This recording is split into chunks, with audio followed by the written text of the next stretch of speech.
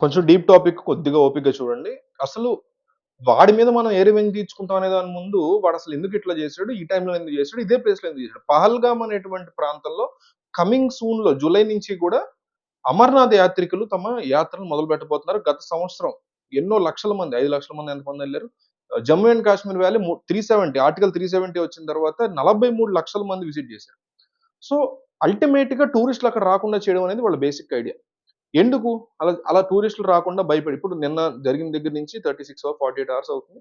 దాదాపు 90% of the బుకింగ్స్‌ని cancel చేస్తున్నారు. Obviously భయపడతారు అక్కడికెళ్ళటానికి మళ్ళీ జనాలు. ఇండియా నుంచి నలుమూలల నుంచి వెళ్ళటానికి సిద్ధమైన వాళ్ళు అద్భుతమైనటువంటి ఆ వ్యూ చూసేవాళ్ళు. ఆళ్ళు ముస్లిమ్స్ అయినా, హిందూస్ అయినా, క్రిస్టియన్స్ అయినా, సిఖ్స్ అయినా చూస్తారు. ఒక మనిషి అన్నాక ప్రకృతిని ఆస్వాదించే వాళ్ళు ఎళ్తారు, చూస్తారు. సో, వాళ్ళు రాకుండా టికెట్స్ కూడా బుక్ చేసుకున్నోళ్ళు క్యాన్సెల్ చేసుకుంటున్నారు. ఇది వాడి టార్గెట్. వాడు సక్సెస్ అయ్యాడు బేసిక్‌గా. సో, వాడు ఎందుకు రాకూడదనుకుంటున్నాడు? ఒకసారి చూస్తే Jammu and Kashmir 90% of the Jammu and Kashmir యొక్క మీకు ఇన్‌కమ్ అనండి, రెవెన్యూ అనండి ఇదంతా గూడా అక్కడ ఉండే జనాల నుంచి వచ్చే డబ్బు సంపాదన అంతా గూడా టూరిజం బేస్ అయ్యి ఉంటది. ఎస్పెషల్లీ కాశ్మీర్ వ్యాలీ అంటాం, శ్రీనగర్ ఈ ప్రాంతాలంతా గూడా టూరిజంని మాత్రమే బేస్ అయ్యి ఉంటది. దాదాపు 50,000 మందో, 40,000 మందో విదేశీ యాత్రికులు గూడా వచ్చారు. గడిచిన only 1 year, last 1 year. So, Amarnath యాత్ర గూడా స్టార్ట్ అవ్వబోతుంది. అక్కడ ఉండేదంతా ఎవరు? ముస్లిం పీపుల్. ఈ ఎవరైతే ఈ ముస్లిం పీపుల్ ఉండేవారో వీళ్ళు గతంలో ఏ రకమైనటువంటి ఆహ్, పని పాట లేక, ఈ టూరిజం సంబంధించిన డబ్బులు రాక, ఉగ్రవాదులుగా మారిపోయి ఇండియాను ఒక భూతద్దంలో బూచిగా చూపించి, ఇదిగో హిందువులందరూ గూడా ఇండియాలో ఉండే హిందువులందరూ, ఇండియాలో ఉండే సిక్కులందరూ, ఇండియాలో ఉండే క్రిస్టియన్స్ అందరూ గూడా ముస్లిమ్స్ మీద ఈ రకమైనటువంటి దాడులు జేస్తున్నారు. ఇస్లాంని చంపడానికి ప్రయత్నం జేస్తున్నారు. ఉంటాయి గదా! ఎక్కడో ఏదో ఒక హిందూ మీద, హిందూ ముస్లిం మీదో, క్రిస్టియన్ ముస్లిం మీదో ప్రపంచవ్యాప్తంగా వీడియోలు దొరకకుండా ఉంటాయా? ఈళ్ళలో అందరూ ప్రతిరోజుగా ఎంతో 1% 0.1% ఉంటారు గదా! ప్రతి మతంలో. ఆ వీడియోలు చూపించి ఈళ్ళని రెచ్చగొట్టేవారు. తద్వారా ఈ 370 పెట్టిన తర్వాత స్ట్రిక్ట్ నార్మ్స్ తీసుకొచ్చారు. ఆర్మీ అంతా గూడా అక్కడ తిరుగుతుంది. అంతా బానే ఉంది. ఈ లూజ్ ఎండ్ జరిగినటువంటి క్రమంలో దాన్ని వాళ్ళు మీకు మర్చిపోయి ఉండొచ్చు చాలా మంది తెలిసి కూడా ఉండదు. 2020లోనే వీళ్ళు అటాక్ చేశారు పహల్గామ్‌లో. అక్కడ ముగ్గురు టూరిస్టులని చంపారు. ఇద్దరికి గాయాలయ్యి ముగ్గురు చనిపోయారు. సో, అప్పుడు పెద్ద న్యూస్ అవ్వల. తక్కువ మంది గాబట్టి. సో, అప్పటినుంచి ప్లాన్ చేసుకుంటూ ఏదైనా ఒక గట్టిది పెద్దది చేస్తే టూరిస్టులు రావడం ఆపేస్తారు. టూరిస్టులు రావడం ఆగిపోతే వాళ్ళ రెవెన్యూ సోర్సెస్ పడిపోతాయి. అంటే యువత చేతికి అందొస్తారు. వీళ్ళకి ఎవరికి తీవ్రవాదులకి. అందొచ్చినప్పుడు ఏం చేయొచ్చు? ఆ ఏరియాని ఆక్యుపై చేయొచ్చు. ఎందుకు ఆక్యుపై చేయాలి? అసలు ఏంటి ఈళ్ళ పాయింట్? కాశ్మీర్‌ని ఆక్యుపై చేయడం వల్ల ఈళ్ళకొచ్చేదేంటి? ఆల్రెడీ పాకిస్తాన్ ఆక్యుపైడ్ కాశ్మీర్ ఉంది. అదంతా గూడా తీవ్రవాదులు ఆక్యుపై చేసి పెట్టిందే కాశ్మీర్ పాకిస్తాన్‌కి. వీళ్ళ బేసిక్ మోటో ఏం లేదబ్బా టెర్రరిస్టులది. ముస్లిం టెర్రరిస్టుల యొక్క బేసిక్ మోటో ఏముంటదంటే, ఖురాన్‌లో అల్లా గొప్ప అని రాసుంది. బైబిల్‌లో గూడా ఆయన గొప్ప అని రాసుంటది. రాముడు గొప్ప అని భగవద్గీతలో గూడా ఎక్కడో రాసుంటది వంకాయ. ఈళ్ళకి పనేముంది రాసుకుంటా ఉండేవారు అప్పట్లో. దాన్నాళ్ళు పట్టుకుంటారు. ఈళ్ళకంటే మూర్ఖులు. మ మతం అంటేనే మూర్ఖత్వం, జాడ్యం. దాంట్లో వాళ్ళు పీక్ అనమాట. వరస్ట్ పొజిషన్ అనమాట. ముస్లిం టెర్రరిస్టులది వరస్ట్ పొజిషన్ అనమాట. అల్లా గొప్పోడు. ప్రతి ఒక్కళ్ళు ముస్లిమ్స్‌గానే బతకాలి అనే ఒక మోటో అంతే. డబ్బు గాని, అధికారం గాని ఏమి గాదు ఈళ్ళకి. అల్టిమేట్‌గా ఒక పిచ్చి కుక్క మెంటాలిటీలో ఉంటారు. అది ఈ టెర్రరిస్ట్‌లో దిగినోళ్ళు పిచ్చి కుక్క మెంటాలిటీ వాళ్ళకి. అల్లాయే దేవుడు. అల్లాని కాదని ఎవడన్నా అంటే ఆడిని చంపేయాలి. మారనన్నోడిని చంపేయాలి. ఇది ఈ కాన్సెప్ట్‌లో ఉంటారు. సో, వీళ్ళ పాయింట్ ఏంటంటే, తాము ఉంటున్న చుట్టుపక్కల ప్రాంతంలో వాళ్ళందరినీ అల్లాని నమ్మేవాళ్ళుగా మార్చాలి. తమ చుట్టుపక్కల ప్రాంతంలో వాళ్ళందరూ ముస్లిమ్స్‌గా మార్చాలి. దానికి ఎగనెస్ట్‌గా అవతల పక్కన ఉన్నటువంటి ప్రాంతంలో ఎక్కువ మంది క్రిస్టియానిటీ ఫాలో అయ్యేవాళ్ళైతే అదంతా గూడా ముస్లిం కంట్రీగా మార్చుకోవాలి. పక్కనున్న ముస్లిం కంట్రీ ఏంటి పాకిస్తాన్ అంతే. అక్కడ ఆఫ్ఘనిస్తాన్ ఉన్న అదే జేస్తారు.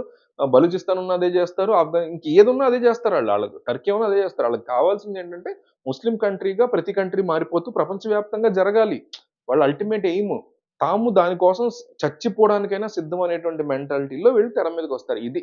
దీనికోసం ఏం చేయాలి? ఇక టూరిజం ఆగిపోతే డబ్బులు లేక విలవిల్లాడిపోయే సిట్యుయేషన్‌లో యువత వస్తారు బయటికి. వచ్చినప్పుడు ఆ యువతని తీసుకెళ్ళి, ఆ యువతకి బ్రెయిన్ వాష్ చేసి, ఈ యువతకి బ్రెయిన్ వాష్ చేసినటువంటి యువత మొత్తాన్ని మళ్ళీ ఇండియా మీద ఉసిగొల్పి, మళ్ళీ దాడులు ఇంకా ఎక్కువ తీవ్రమైనటువంటి దాడులు చేయించి, ఆ ప్రాంతంలో ఉన్న వాళ్ళందరిని ఎంతో కొంతమంది ఉంటారు గదా! నాన్ ముస్లిమ్స్ వాళ్ళందరిని మళ్ళీ ఇందులోకి మార్చాలి.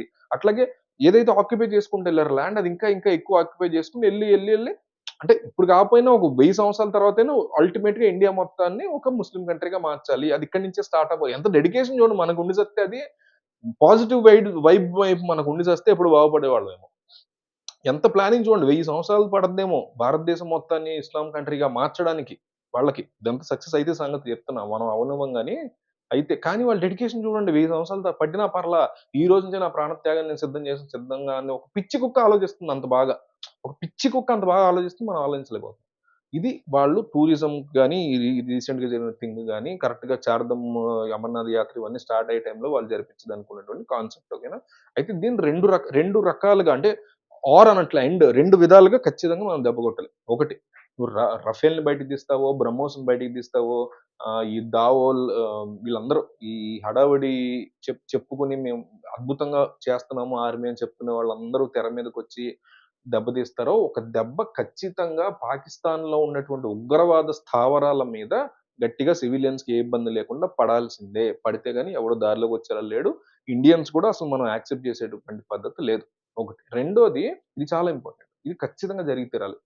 ఇప్పుడు ఆల్రెడీ మొన్న జనరల్ బక్షి చాలా క్లియర్‌గా చెప్పారు. 1,80,000 మంది ఆర్మీని తగ్గిచ్చేసారు. 3 ఏళ్ల నుంచి రిక్రూట్‌మెంట్ జరగట్లేదు. ఒక బెటాలియన్ చూసుకునేటువంటి ప్రాంతాన్ని స్ప్రెడ్ చేసేసారు. అంటే 3 ప్రాంతాలు 3 బెటాలియన్స్ చూసుకునేది 3 ప్రాంతాలని ఒకే బెటాలియన్ చూసుకుంటుంది. అలాంటప్పుడు మరి ఉగ్రవాదులకు చాలా ఈజీ అవుతది.